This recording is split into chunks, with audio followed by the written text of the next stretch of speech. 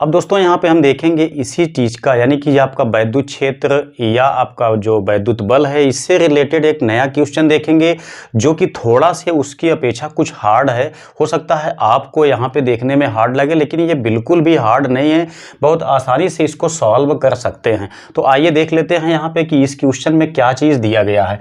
यहाँ पे आप देखेंगे तो बताया जाता है कि एक अल्फा कण इतना, यहाँ पे मान दिया गया है 15 × 10⁴ न्यूटन प्रति कूलाम के वैद्युत क्षेत्र में स्थित है। ठीक है, इतना चीज आप ध्यान देंगे। कहा गया है कि एक अल्फा कण इतना न्यूटन प्रति कूलाम के वैद्युत क्षेत्र में स्थित है, तो उस पर लगे वैद्युत बल की गणना कीजिए।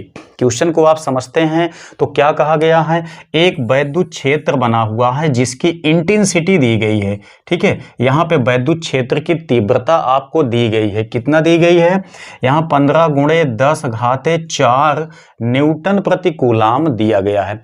कहा आपसे गया है कि इसी वैद्युत क्षेत्र में एक अल्फा कण स्थित है, इस अल्फा कण पर कितना बल लगेगा। तो आप देखेंगे तो आपके सामने केवल एक ही चीज यहाँ पे अवेलेबल है, वो है 15 × 10⁴। वो किसकी वैल्यू है वो हमने यहाँ पे नोट किया है, वो आपका वैद्युत क्षेत्र की तीव्रता है। तो आपसे इस पर लगने वाला बल पूछा गया है। चूंकि हम जानते हैं यहाँ पे कि लगने वाला बल हम वैद्युत क्षेत्र की तीव्रता से निकाल सकते हैं, उसके लिए हमारे पास एक सूत्र उपलब्ध है, E इक्वल होता है F/Q नॉट। ठीक है, या Q नॉट लगाएं चाहे Q लगाएं, उसमें कोई दिक्कत नहीं है।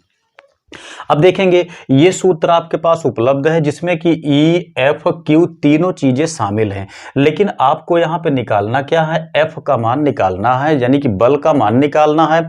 लेकिन दिया क्या गया है, केवल E का मान आपके पास दिया गया है, आवेश आपको नहीं दिया गया है। तो अब इस सवाल में हम देखते हैं तो हमको दिक्कत होती है कि यहाँ पे Q का मान तो दिया नहीं गया है, तो कैसे इसको हम सॉल्व करेंगे। बहुत आसानी से आप इसको समझ सकते हैं, बस थोड़ा सा टाइम दीजिए। यहाँ पे देखिए एक अल्फा कण कहा गया है, अल्फा कण कह दिया कि ये आपका वैद्युत क्षेत्र है, उसमें अल्फा कण उपस्थित है। तो उपस्थित क्या है, अल्फा कण स्थित है।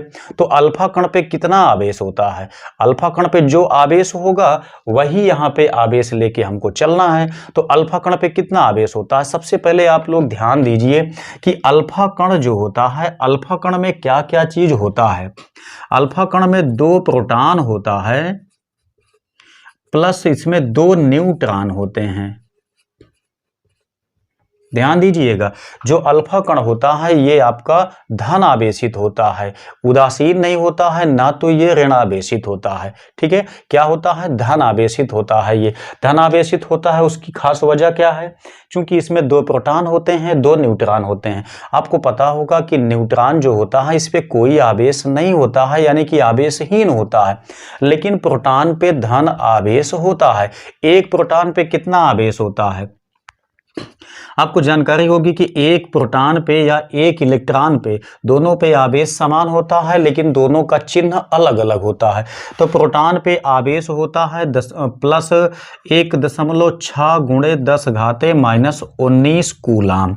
एक प्रोटॉन पे इतना आवेश होता है, तो यहाँ पे कितने प्रोटॉन हैं, यहाँ पे 2 प्रोटॉन है। इसका मतलब क्या हुआ, 16 दूनी 32, यानी कि 3.2 × 10⁻⁻19 कूलाम का आवेश होता है किस पे, अल्फा कण पे होता है।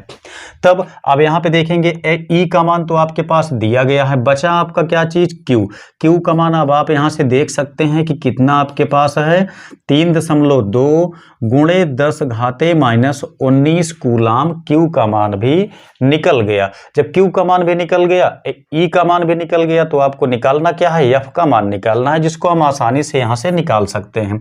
तो इसके लिए आप देखेंगे तो बटे में 1 मानेंगे, इससे यहाँ मल्टीप्लाई होगा तो F आ जाएगा, इससे यहाँ पे होगा तो ये हो जाएगा E × Q, जहां से हम यहाँ पे मान रख के इसको सॉल्व कर सकते हैं। तो E का मान आपके पास कितना दिया गया है, 15 × 10⁴। वहीं Q का मान अब आप यहाँ पे देख सकते हैं, दिया गया है 3.2 × 10⁻⁻19। जहां से इसको हम सॉल्व करके निकालेंगे वही आपका F की वैल्यू हो जाएगी। तो ध्यान देंगे कैसे ये सॉल्व होगा। आप देखेंगे तो यहाँ पे 10 घाते +4 है, यहाँ पे देखेंगे 10 घाते -19 है। तो घात अगर प्लस माइनस में होती है तो वो कैंसिल हो जाती है, जहाँ से कि ये 15 गुणे आपका बचा कितना 3.2। यहाँ पे देखेंगे ये कैंसिल हो गया है, बचा है 10 घाते -15। चूंकि 15 4 और नहीं, इस 4 घात आपकी कट गई, बची कितना -15 बची हुई है। यहाँ पे हम इसको सॉल्व करते हैं तो 15 दूनी 30 आता है, 15 तियां 45, 45 3 48। यहाँ पे देखते हैं दशमलव आपका एक अंक के बाद लगेगा, 10 घाते -15।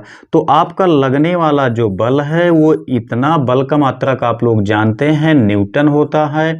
तो ये आपका लगने वाला बल काउंट हो गया, ठीक है।